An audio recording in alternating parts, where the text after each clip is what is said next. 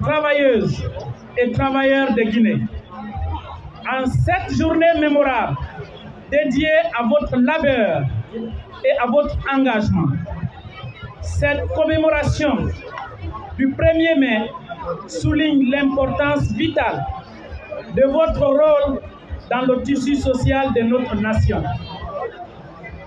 Je tiens à vous saluer chaleureusement au nom de Monsieur le Premier ministre, chef du gouvernement, M. Amadou Ouriba, et à vous exprimer toute ma considération pour votre dévouement au développement de notre pays, particulièrement en cette période de transition.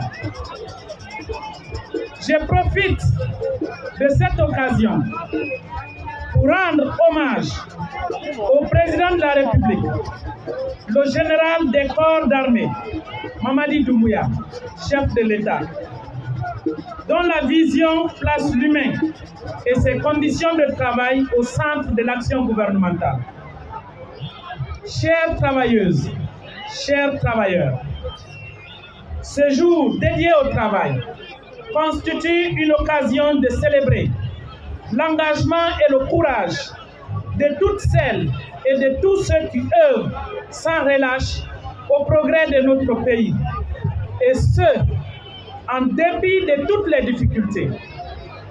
C'est également l'opportunité d'apprécier la capacité des travailleuses et travailleurs que vous êtes à changer la vie de la communauté, la vie de son entreprise et celle de son pays par le travail.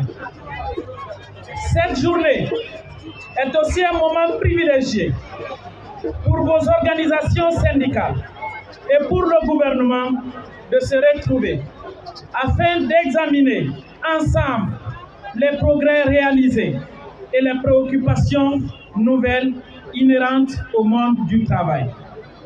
À ce propos, j'adresse mes salutations aux organisations syndicales de notre pays ainsi qu'aux employeurs de tous les secteurs pour leur apport respectif dans la création d'emplois décents en faveur des Guinéennes et des Guinéens.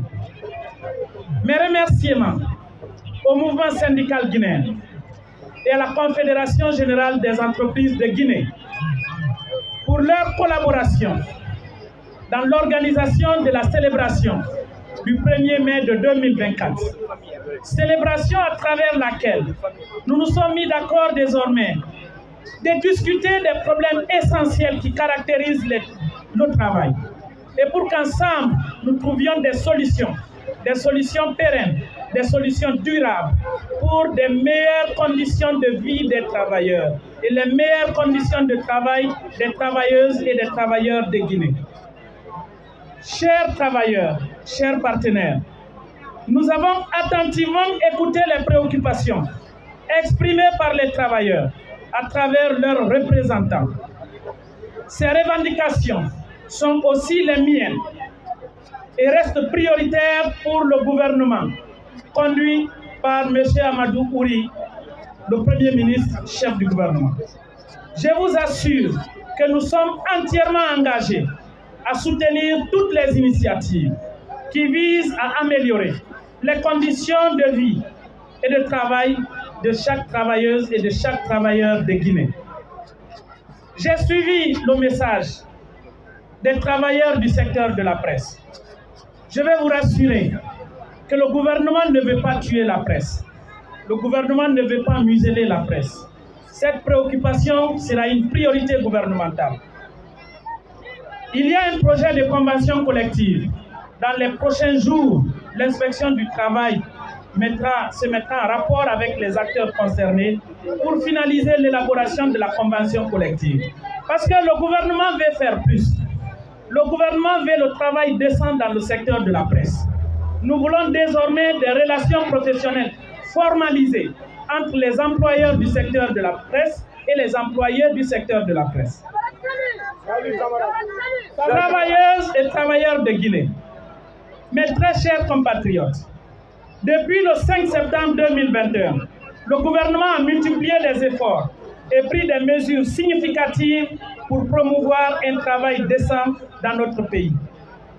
Améliorer les conditions de vie de notre population est une priorité constante pour le CNRD et son président, qui veille à ce que les bénéfices de notre croissance économique soient palpables pour tous. Dans notre lutte contre la pauvreté, nous restons déterminés à mettre en œuvre des politiques efficaces pour la création d'emplois et l'amélioration de l'employabilité, particulièrement pour les jeunes et pour les femmes. Nous abordons également la problématique de la cherté de vie avec des actions concrètes en cours pour répondre aux préoccupations